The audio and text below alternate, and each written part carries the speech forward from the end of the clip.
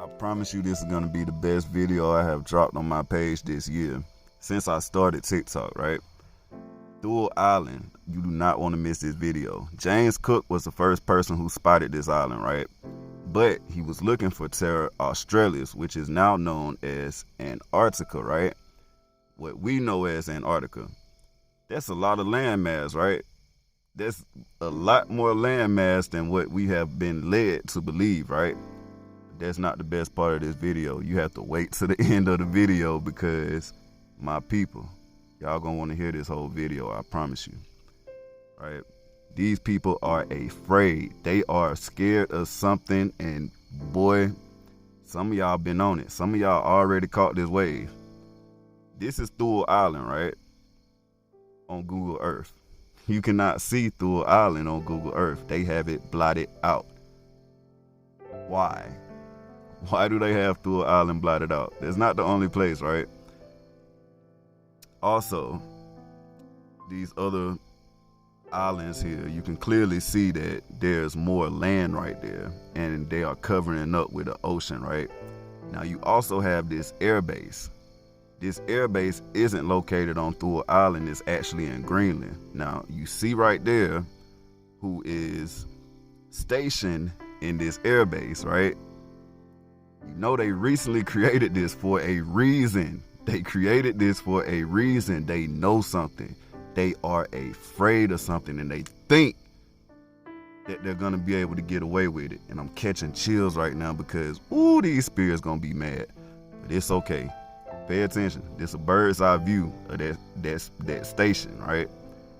You have to think. Now here's the emblem for that station, for that particular organization. Six-headed Hydra with claws on the world, right? Remember that because I'm gonna come back to it. The six Hydras, man. The six-headed Hydra.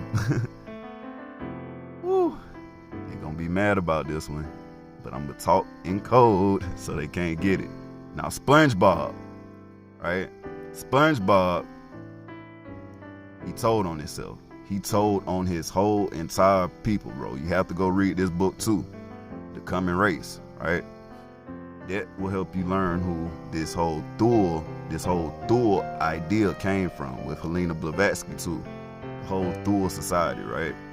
Now it says here, some historians have suggested that the Thule might have been in Iceland or the Orkneys, right?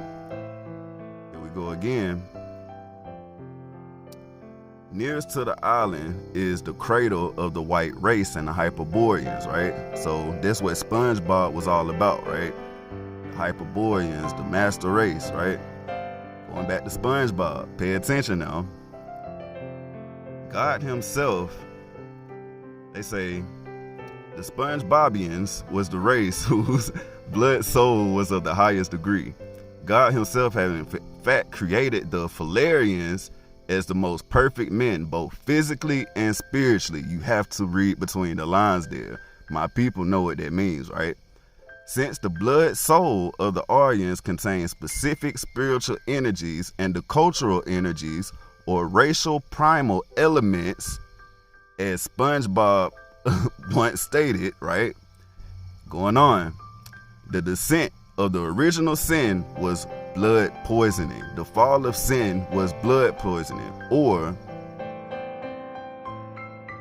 the contamination of the Fularian race with an inferior race, right?